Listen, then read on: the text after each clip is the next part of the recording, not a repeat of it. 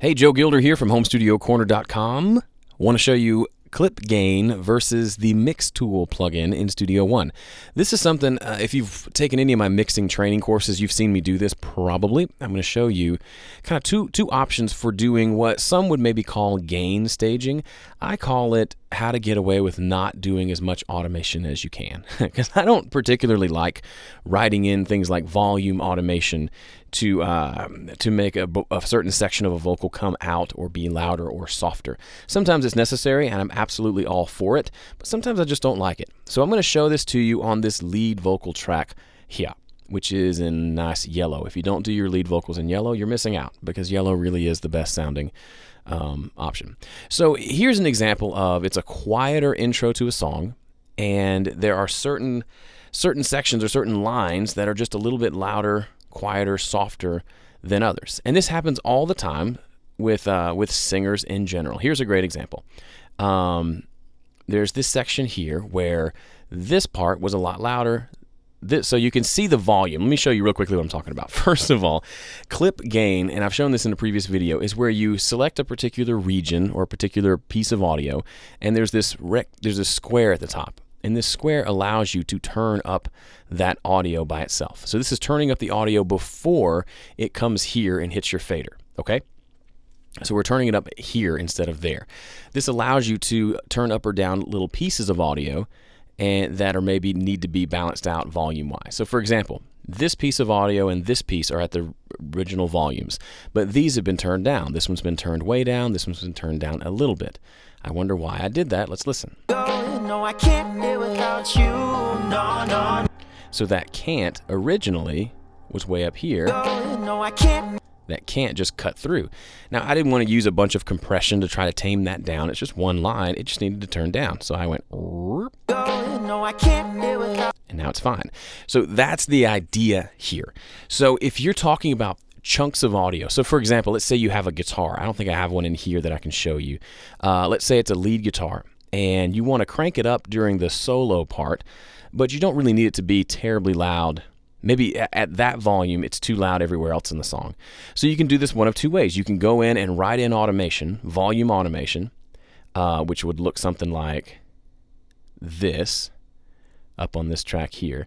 So you would write this automation to bring that, bring the volume up here and bring it down here, and that's totally valid. The problem is now you're locked into those volume moves. If I'm over here earlier in the song, and I try to turn this up, when I stop, it goes back there because automation has been written.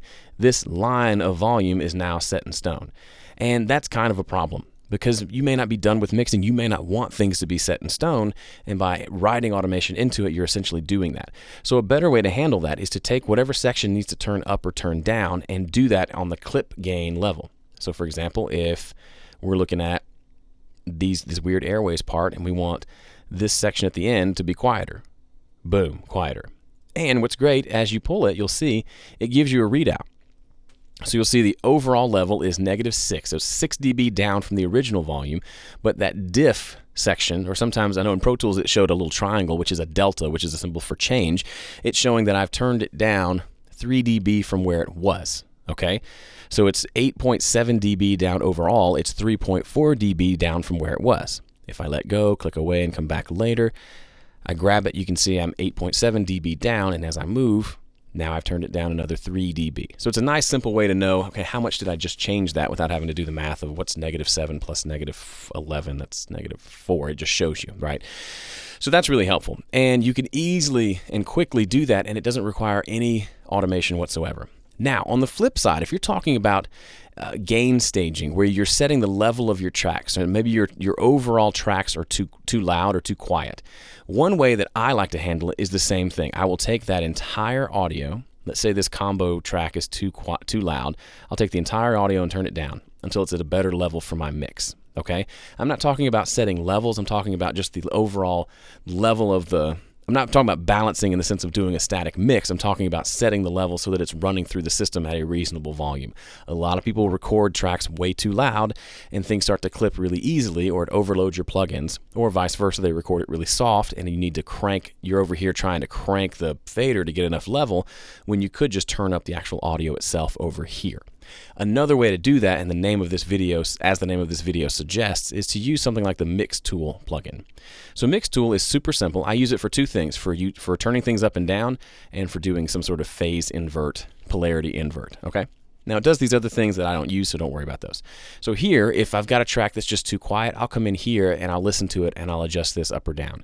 So it doesn't affect the actual audio file itself, but it's the first plugin in the chain which affects how much level is going to the rest of the plugins and to the fader and out to wherever else it's going. And so Mixtool is a really handy and helpful tool for that. Okay, so those are some different ways to deal with some nerdy game staging stuff that can really help you take your mix to the next level when you start getting all this right. Okay, I'm Joe Gilder from homestudiocorner.com/PreSonus. Head there for more free videos on Studio One. Otherwise, see you in the next video.